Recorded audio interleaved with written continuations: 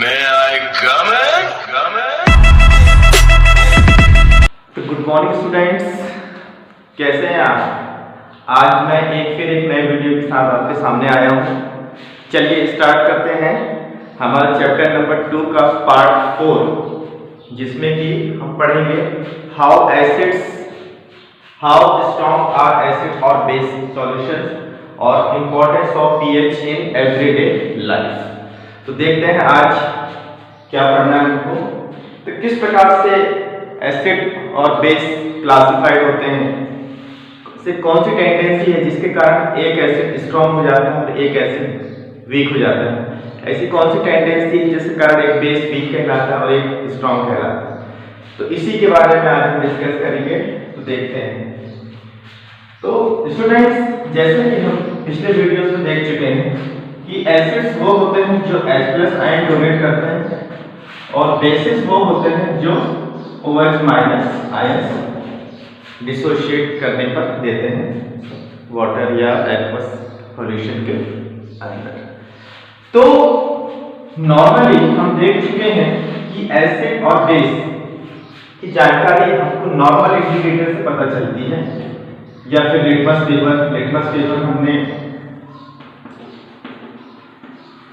Litmus paper से पता चल जाती है कि जो एसिड होता है वो ब्लू लिटमस को रेड करता है और बेस जो होता है वो रेड लिटमस को ब्लू करता है। स्टूडेंट्स, इसकी हेल्प से नॉर्मल लिटमस पेपर की हेल्प से सिर्फ हम ये पता लगा सकते हैं कोई भी सॉल्यूशन एसिडिक है कि बेसिक, लेकिन इससे ये पता नहीं चलता कि कितना एसिडिक है, कितना परसेंट एसिडिक नेचर है, कितना बेसिक नेचर है। तो इसके लिए एक नया टर्म इंट्रोड्यूस किया गया है जो कहलाता है पीएच। पीएच वैल्यू की हेल्प से हम ये बताते हैं कि कौन सा एसिड कितना स्ट्रॉन्ग है और कितना बेसिक है। इसके लिए एक नया टर्म इंट्रोड्यूस किया है पीएच वैल्यू या पीएच स्केल। पीएच वैल्यू या पीएच स्केल ये बताएगी कि कोई एसिडिक कितना ज्यादा एसिडिक है या कितना वीक एसिडिक है। तो इससे पता लगती है strength of solution, whether it is acidic और बेसिक, कितना परसेंट एसिडिक है, कितना एसिडिक है, इसके बारे में। तो what is the value pH value and pH scale. PH scale होता है किसी भी सॉल्यूशन के अंदर हाइड्रोजन आयन का concentration. PH scale is concentration of H+ ion in a solution। किसी भी सॉल्यूशन के अंदर H+ आयन का कंसंट्रेशन कितना ज्यादा है, कितना कम है, उसको डिफाइन करने के लिए एक दिया हुआ उन्होंने पीएच स्केल। सोरेंसन साइंटिस्ट ने दिया था ये पीएच स्केल। तो पीएच वैल्यू किस पर डिपेंड करती है, हाइड्रोजन पर। और स्टूडेंट्स, पीएच वैल्यू का पीएच स्केल का फुल फॉर्म होता है potential of hydrogen. Potential of hydrogen plus ion in a solution. किसी भी सॉल्यूशन के अंदर कितना हाइड्रोजन आयन प्रेजेंट है, उसकी कैपेसिटी कितनी है, उसके अंदर कितनी क्षमता कितनी है, तो वो कहलाता है pH value. PH value students, हम पीएच वैल्यू के लिए एक डेफिनेशन भी है कि pH value is the negative logarithm of hydrogen plus ion concentration। pH value को स्टूडेंट्स ऐसे भी डिफाइन कर सकते हैं, pH value is equal to negative logarithm of base 10 and H+ ion concentration। ये इक्वेशन लिखा जाता है कि pH value can be defined as a negative logarithm of hydrogen ion concentration। इस फॉर्मूले से इसको लिखा जाता है। तो किसी भी सॉल्यूशन की स्ट्रेंथ को हम पीएच वैल्यू से लिखते हैं। पीएच स्केल मैं आपको बता देता हूँ किस प्रकार से बताता है। पीएच स्केल इस प्रकार से एक स्केल होती है, इसमें डिफरेंट कंसंट्रेशन 0 से लेकर 40 तक वैल्यूज दी होती है। 1 2 3 4 5 6 7 8 9 10 11 12 13 14 0 1 2 3 4 5 6 7 8 9 10 11 12 13 and 14। तो स्टूडेंट्स इस पीएच स्केल में इस प्रकार से वैल्यूज मेंशन होती हैं। अगर सॉल्यूशन एसिडिक है तो उसका जो पीएच रेंज है 0 to 7 तक, 0 to 7 अगर सॉल्यूशन है तो वो एसिडिक सॉल्यूशन होता है, और अगर 7 to 14 तो वो सॉल्यूशन बेसिक सॉल्यूशन होता है। बेसिक इसका होता है जिसकी पीएच वैल्यू 7 to 14 और एग्जैक्ट 7 पर, ये जो 7 है यहाँ पर होती है पीएच वैल्यू न्यूट्रल। यहाँ पर होता है प्योर वाटर का जो पीएच है तो यहाँ पर ये होता है न्यूट्रल वैल्यू। यहाँ होता है पीएच 7 का जो कि प्योर वाटर का पीएच भी होता है, प्योर वाटर का पीएच होता है। तो यहाँ पर हम देखते हैं 0 से 7 तक अगर कोई किसी सॉल्यूशन का पीएच है तो वो सॉल्यूशन क्या होगा स्टूडेंट्स, एसिडिक होगा। एसिडिक सॉल्यूशन में जितना ज़्यादा हम 7 से 0 की ओर जाते जाएंगे एसिडिक कैरेक्टर इंक्रीज होगा। तो यहाँ से अगर हम इस साइड जाते हैं एसिडिक कैरेक्टर इंक्रीज होगा, एसिडिक कैरेक्टर इंक्रीजेस। और 7 से जैसे ही हम इस साइड जाएंगे स्टूडेंट तो बेसिक कैरेक्टर इंक्रीजेस होगा, कैरेक्टर इंक्रीज होता है। अल्टीमेटली हम ये कह सकते हैं कि यहाँ से अगर हम इस साइड जाते हैं, लेफ्ट से अगर हम राइट की ओर जाते हैं तो बेसिक कैरेक्टर इंक्रीज होता है, और जब कभी भी हम राइट से लेफ्ट की ओर आते हैं तो एसिडिक कैरेक्टर इंक्रीजेस होता है। तो ये है पीएच स्केल। इसमें डिफरेंट कलर्स होते हैं स्टूडेंट्स। पीएच स्केल एनसीईआरटी में भी दिया हुआ है। पीएच स्केल एक ये काफी स्केल होती है जिससे एसिडिक और बेसिक कैरेक्टर की स्ट्रेंथ पता चलती है। इसके लिए हम एक इंडिकेटर यूज करते हैं, दैट इज यूनिवर्सल इंडिकेटर। ठीक है स्टूडेंट्स, उसके लिए हम इंडिकेटर यूज करते हैं, उसका नाम है universal indicator. Universal indicator, universal indicator की हेल्प से जब इस यूनिवर्सल इंडिकेटर को किसी भी सॉल्यूशन पर डिप किया जाता है तो वो एक पर्टिकुलर कलर देता है। वो उस पर्टिकुलर कलर को इस स्ट्रिप के साथ, इस पीएच स्केल के साथ मैच किया जाता है। जो कलर इस पीएच के साथ मैच होता है, सॉल्यूशन का जो कलर आया, अगर वो कलर इसमें देखा जाता है कि किस पीएच के साथ मैच हो रहा है, जिस पीएच के साथ मैच हो रहा है उस सॉल्यूशन का पीएच वैल्यू उतना होता है स्टूडेंट्स। ये है पीएच स्केल जिसको हम यूनिवर्सल इंडिकेटर की हेल्प से बनाते हैं। Universal indicator is a mixture of different types of indicators. इसमें 2, 3, 4 काफी प्रकार के इंडिकेटर मिले होते हैं, इसलिए इसको यूनिवर्सल इंडिकेटर बोला जाता है। इसकी ही हेल्प से हम पीएच वैल्यू फाउंड आउट करते हैं। पीएच वैल्यू जो यूनिवर्सल इंडिकेटर जो है H+ आयन कंसंट्रेशन को डिटेक्ट करता है, जिसमें H+ आयन का कंसंट्रेशन जितना ज्यादा होगा वो उस प्रकार से कलर देता जाएगा। तो universal indicator indicates pH value by showing change in color, by showing change in color of the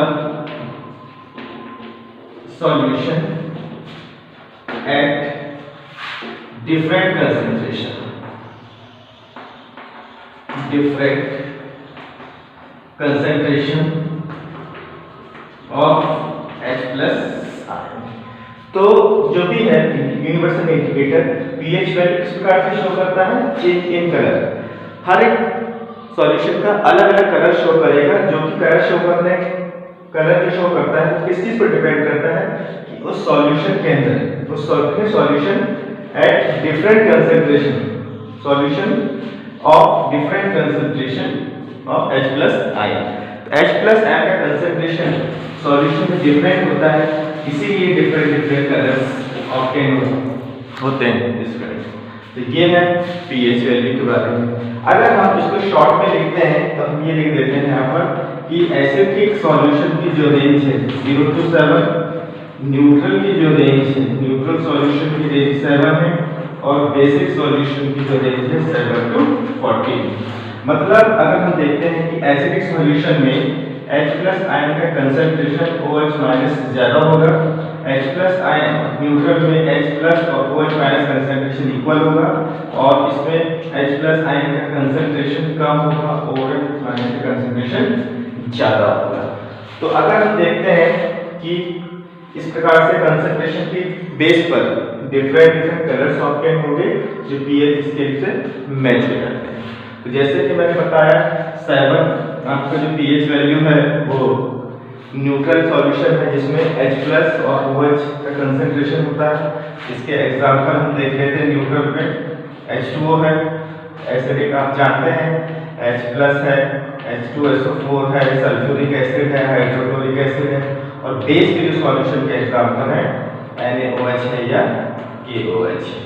ये सभी पता लग जाता है कि पीएच वैल्यू कितनी है और डिफरेंट कलर्स। स्टूडेंट्स आपको एनसीईआरटी में कुछ पीएच वैल्यूज मेंशन है, आप उनको देख लीजिएगा। जैसे कि ब्लड का पीएच 7.4 है ना, एसिड रेन 5.5 है, 5.6 से लेस देन अगर रेन फॉल होता है पीएच तो दैट इज एसिडिक रेन। इस प्रकार से डिफरेंट रेंज के आपको एसिडिक और बेसिक की रेंज आप फाइंड आउट कर सकते हैं। गैस्ट्रिक जूस है, गैस्ट्रिक जूस का pH 1.2, lemon juice 2.2, milk of magnesium means जो हमारा एसिडिटी के समय है इनो पीते हैं वो है लगभग 10 पे होता है, और जो हमारे स्ट्रॉन्ग एल्कली है पीएच वैल्यू 40 है। डिफरेंट रेंज आप एनसीईआरटी में देख सकते हैं। अब हम देखते हैं importance of pH in everyday life. इसके डिफरेंट यूजेस देख लेते हैं। तो फर्स्ट यूजेस है डिफरेंट यूजेस में एनसीईआरटी में 5 applications importance of pH in everyday life mention है, वो हम यहाँ थोड़ा डिस्कस कर लेते हैं और इन क्विक पॉइंट और शॉर्ट पॉइंट में। सबसे पहले है are plants and animals pH sensitive. Are plants and animal pH sensitive। क्या प्लांट और एनिमल दोनों पीएच सेंसिटिव होते हैं? यस, प्लांट और एनिमल पीएच सेंसिटिव होते हैं। जो हमारी बॉडी है वो वर्क करती है 7.0 से लेके 7.8 इस पीएच रेंज के में बॉडी एक्टिवेट करती है और इसी के बीच में वर्क करती है। अगर इस बॉडी को इस रेंज के अलावा कोई डिफर पीएच मिलता है तो वो क्या होता है, इस पर एडवर्स इफेक्ट समझ में आने लगते हैं, एडवर्स इफेक्ट देखने को मिलता है। अगर हम देख लेते हैं कि इसी रेंज में हम जो ड्रिंकिंग वाटर है, चाहे प्लांट हो, चाहे एनिमल्स हो, चाहे ह्यूमन बीइंग्स हो, पीएच जो है ड्रिंकिंग वाटर का पीएच 7 है न्यूट्रल, तो ये इजीली डाइजेस्टेबल है। अगर हम किसी भी वाटर को है ना जिसका पीएच वैल्यू 5.5 5.6 से लेस है तो वो सॉल्यूशन क्या हो जाता है, मोर एसिडिक हो जाता है। और उस प्रकार के सॉल्यूशन का अगर यूज उसका वाटर का यूज करते हैं, चाहे प्लांट के लिए, चाहे एनिमल्स यूज करें, चाहे ह्यूमन बॉडी यूज करे, तो उसके लिए एडवर्स इफेक्ट मिलता है जो कि बहुत खराब है ह्यूमन बॉडी के लिए। इसीलिए आप देखते हैं जो प्लांट और एनिमल्स होते हैं, प्लांट और एनिमल्स आप देखते हैं कि इनको ज्यादातर जो पानी है कहाँ से मिलता है, रेन वाटर से। चाहे रेन के दौरान मिले, चाहे पर रेन वाटर स्टोरेज हो, कहीं पर नदी में, तालाब में, ठीक है, कहीं झरने में, वही फ्लो होकर फिर अल्टीमेटली प्लांट्स को पानी मिलता है। तो अगर जो रेन वाटर हो रहा है, अगर उस रेन वाटर का पीएच 5.6 से लेस है, ठीक है, 6 से ना लेस देन हम बात करते हैं, अगर पीएच लेस देन 5.6 है तो वो रेन कहलाती है एसिड रेन। और अगर इस प्रकार का वाटर अगर प्लांट, एनिमल्स या ह्यूमन बीइंग्स तक पहुंचता है तो फिर वो उसमें क्या होता है, एडवर्स इफेक्ट डालता है। तो ये एक इफेक्ट है प्लांट का और एनिमल्स का जिसको हम पीएच के रेफरेंस में देख रहे हैं। अब सेकंड देख लेते हैं, what is the pH of the soil in your backyard. What is the pH of soil, what is the pH of soil in your backyard। Students हम देखते हैं कि जो सॉइल होती है उसकी जो फर्टिलिटी है, उसकी जो ग्रोथ है, वो किसमें है, वो बेसिक मीडियम में जाता है। अगर आपके कहीं पर भी सॉइल है, उसका पीएच वैल्यू एसिडिक की ओर जाता है, तो आपको क्या करना होगा, उस पीएच वैल्यू को न्यूट्रल करने के लिए उसमें क्या है, हमेशा या तो हम लाइम मिक्स करते हैं या फिर उसका पीएच बढ़ाने के लिए हम कोई भी बेसिक फर्टिलाइजर्स या केमिकल्स यूज करते हैं, जिससे उसका पीएच न्यूट्रल हो और वो बेसिक हो, बेसिक की ओर हो चाहे न्यूट्रल हो, जिससे उसकी फर्टिलिटी या ग्रोथ इंक्रीज हो सके। ये दो एप्लीकेशन देखे हमने अभी स्टूडेंट्स। अब थर्ड एप्लीकेशन है pH in your digestive system. pH in your digestive system। हमने ऑलरेडी पढ़ चुके हैं स्टूडेंट्स, जब डाइजेशन होता है उस दौरान हमारे बॉडी में कौन सा एसिड रिलीज होता है, HCl, हाइड्रोक्लोरिक एसिड स्टमक से रिलीज होता है, जो कि डिफरेंट बैक्टीरियाज को या जर्म्स को किल करता है हमारे जो बॉडी में खाने के दौरान या ड्रिंकिंग वाटर के दौरान किसी भी तरीके से पहुंचते हैं, उनको ये हाइड्रोक्लोरिक एसिड किल करता है। लेकिन स्टूडेंट्स, इस हाइड्रोक्लोरिक एसिड के एक्सेस इंक्रीज होने से हमारा जो स्टमक है वो किस नेचर का हो जाता है, एसिडिक, और इसी टेंडेंसी को बोला जाता है एसिडिटी। जनरली बोला जाता है एसिडिटी हो रही है। Yes, it is due to the secretion of hydrochloric acid in the stomach. अब इस एसिड की पीएच वैल्यू काफी लेस हो चुकी होगी। इस एसिड को न्यूट्रलाइज करने के लिए यूज करते हैं milk of magnesium, that is magnesium hydroxide, जो कि नेचर होता है जिसका बेसिक नेचर का होता है। इस एसिडिटी को मैग्नीशियम हाइड्रोक्साइड क्या करेगा, स्टूडेंट्स, न्यूट्रलाइज करेगा, और इसके न्यूट्रलाइजेशन से हमको क्या होता है, रिलीफ होता है। तो ये इस प्रकार से पीएच की एक एप्लीकेशन है जो कि डाइजेस्टिव सिस्टम में यूज होता है। अब नेक्स्ट इसका एप्लीकेशन है स्टूडेंट pH change as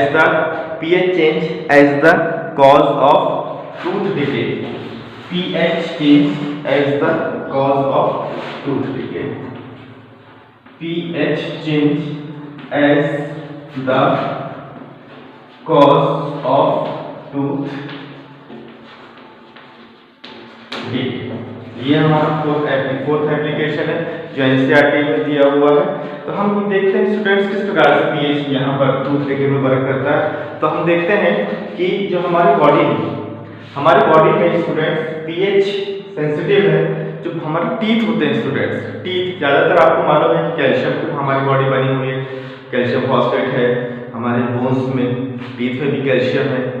तो अगर हमारी बॉडी का, अगर हमारे माउथ का पीएच वैल्यू काफी कम हो जाता है, 5.5 से लेस देन हो जाता है, लेस देन, अगर पीएच 5.5 से हमारे टूथ का, फिर क्या हो जाता है, पीएच वैल्यू लेस होने से टूथ डिके होने लगता है। उस टूथ डिके होने की वजह से फिर डिफरेंट प्रॉब्लम्स आती हैं। तो उस पीएच को फिर से न्यूट्रलाइज करने के लिए हम यूज करते हैं टूथपेस्ट। और टूथपेस्ट जो नेचर होता है, ब्रश करते हैं हम जिससे टूथपेस्ट, वो होता है बेसिक नेचर का। तो वो बेस इस हमारा जो माउथ का जो एक्सेस एसिड है उसको न्यूट्रलाइज करने के लिए हम बेसिक टूथपेस्ट से, जिसका नेचर बेसिक होता है, उसको यूज करते हैं, जिससे माउथ का जो पीएच है उसको हम न्यूट्रलाइज करते हैं और टूथ डिके होने से बचाते हैं। एक बात मैं बता दूं हमारे स्टूडेंट्स, टूथ का जो हमारे दांतों में जो सबसे हार्डेस्ट सब्सटेंस है बॉडी का, that is enamel. Enamel is the hardest substance in our body, जिसके कारण ही हमारे टीथ इतने स्ट्रॉन्ग होते हैं। तो ये हमारा एक एप्लीकेशन हो गया टूथ डिके का स्टूडेंट। अब है self defence by animals and plants. Self defence,